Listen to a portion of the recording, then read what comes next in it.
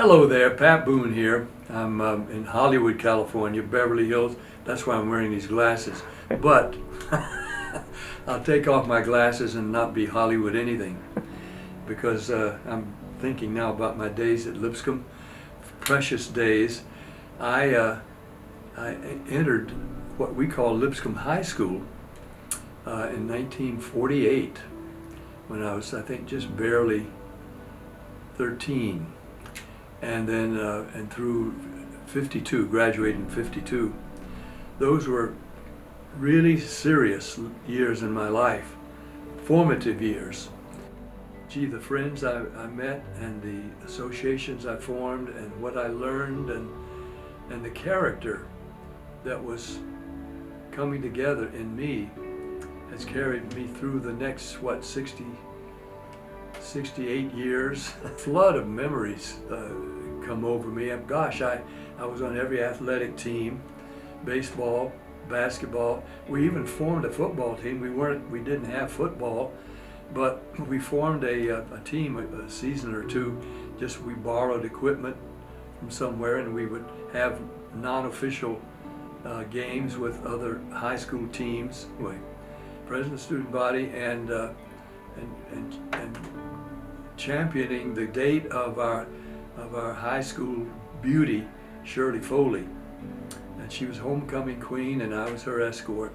And we had some moments like that, and with my buddy Don Henley, who was Bachelor of Ugliness. He wasn't ugly, but you know, these were precious moments. You know, it was the student body, I think, of maybe 350 or 400 students. But chapel every day, and Bible classes, and my Latin, and my friendship with Matt Craig, a minister who just took a special interest in me.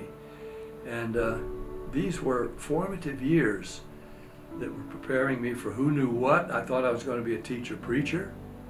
That's what, because my role models, the ones I most looked up to, were teacher preachers. So I thought, well, that's probably what I'm going to be.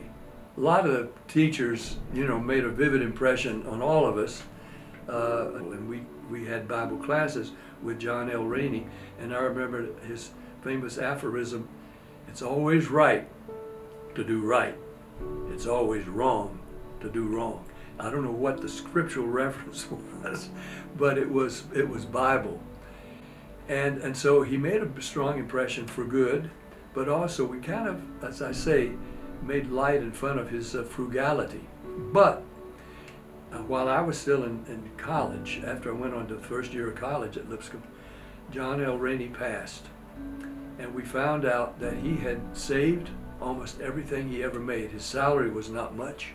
He was, I guess if he'd had a wife, he was living alone. She was gone. And he saved his money, but he left his money in his will to Lipscomb to further the education of the students that he had loved and devoted himself to. And I get emotional about it now, thinking about John L. Rainey, who devoted his life and his resources to giving high school kids a Christian education and a good start in life.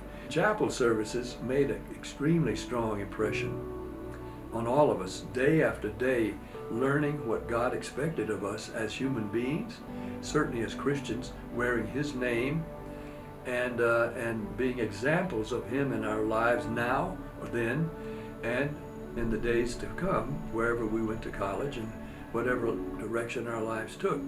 Those were twig-bending experiences. I mean, we were young saplings, girls and boys, but we learned Christian behavior, which we took into our dating, into our home environments, and to our friendships. Shirley and I married at 19. We were still in college. And sometimes I would forget that there was an event coming up that you'd expect to take a date to. And I'd be a little sluggardly about asking Shirley, "Are you going to join me?" And once or twice she said, "Well, you didn't ask me." And so Tom Holland, who was ahead of us in school, or Roy Sewell, I remember their names, boy. They were ahead of us in college. He asked me, and you hadn't asked me, so I said, okay. What? You didn't think I was going to ask you? Well, you hadn't. I think we were beginning our sophomore year. And she was standing there with Big Bill Creedemeyer. And I thought, oh, my heart sank. That's it for me. I can't compete with this all-star quarterback. But she had already let him know. She told me later, look, I can date you, Bill, but I want you to know I'm in love with Pat Boone at Lipscomb. And he knew that. And she just wanted me to know that, you know, she had other options. So when I asked her this impossible thing as you know, 19-year-olds, surely I can't stand for you to go away to Missouri, wherever that is.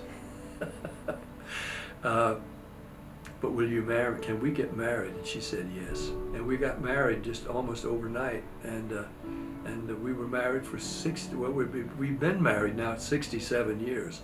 She's in heaven waiting for me now. But she's the only Mrs. Pat Boone there's ever going to be. I am proud of so many things that I learned and experienced along the way there at what was Lipscomb High School then, not the academy. But mainly the principles for living and the goals that I set for myself. I mean, I was not going to settle for B's, for example, in a course I'm taking. I was going to get an A.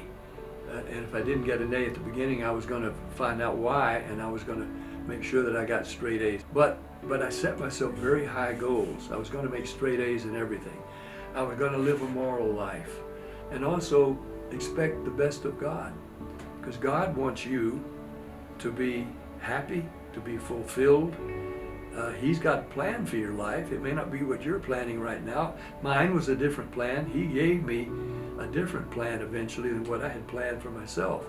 But it was the best plan.